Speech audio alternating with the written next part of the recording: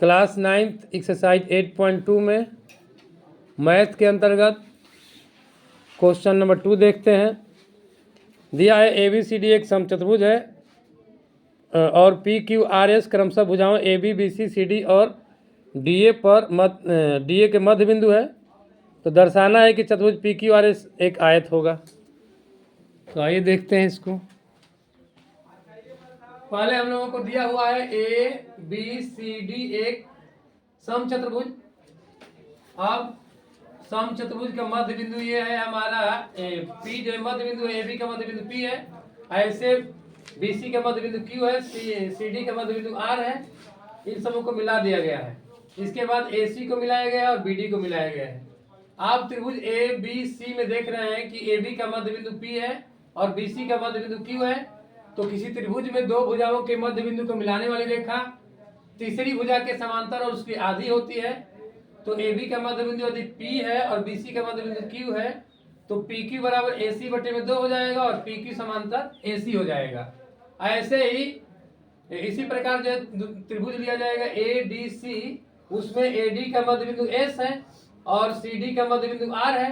इसलिए SR जो है AC के बराबर आधा के बराबर होगा और SR समांतर AC होगा। तो ये 1 और 2 से हम लोगों को PQRS एक समांतर चतुर्भुज मिलेगा। मतलब PQRS क्या होगा? PQRS एक समांतर चतुर्भुज होगा और PQRS जब समांतर चतुर्भुज होगा तो इसमें का हम लोगों को एक कोण 90 डिग्री लाना होगा।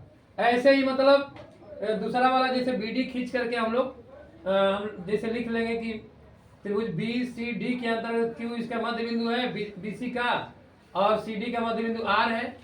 तो QR बराबर BD बटे में 2 और PS बराबर BD बटे में 2 और ये आपस में समांतर भी होगा। जबकि AC लंब क्या है? BD है। AC लंब BD क्यों है? क्योंकि समचतुर्भुज के विकर्ण एक दूसरे को 90 डिग्री पर काटते हैं। पहले दिया हुआ है ABCD एक रोम्बस है, समचतुर्भुज है और समचतुर्भुज के विकर्ण क्या होते हैं? एक दूसरे को 90 डिग्री काटते हैं। इसलिए यहाँ पर 90 डिग्री कोण बनेगा। जहाँ कटान बिंदु है AC, जहाँ ये विकर्ण एक दूसरे को प्रच्छेद कर रहे हैं, यहाँ काट रहे बिंदु O पर, वहां 90 डिग्री कोण बनेगा। अतः मतलब AC और BD एक दूसरे के लंबवत होंगे। अब चूंकि PQ जो है AC के समांतर है और QR भी BD के समांतर है और ये AC और BD क्या है? एक दूसरे के लंबवत हैं। तो PQ और QR भी एक दूसरे का लंबवत होगा। तो समचतुर्भुज में अगर समांतर चतुर्भुज में यदि उनकी भुजाएं लंबवत हो जाएगी तो वह एक आयत होगा। मतलब कोई समांतर चतुर्भुज रहेगा।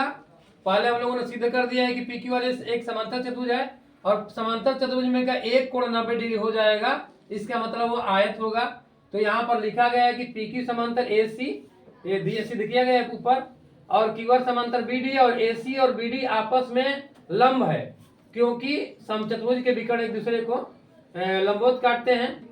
तो अब जो है 1 2 3 से तुलना करेंगे तो इस तरह से हमारी समांतर चतुर्भुज की भुजाएं जो है आपस में लंबवत हो जाएगी और समांतर चतुर्भुज की भुजा आपस में जब लंबवत होगा तो वह समांतर चतुर्भुज एक आयत होगा। इसलिए PQRS एक आयत है।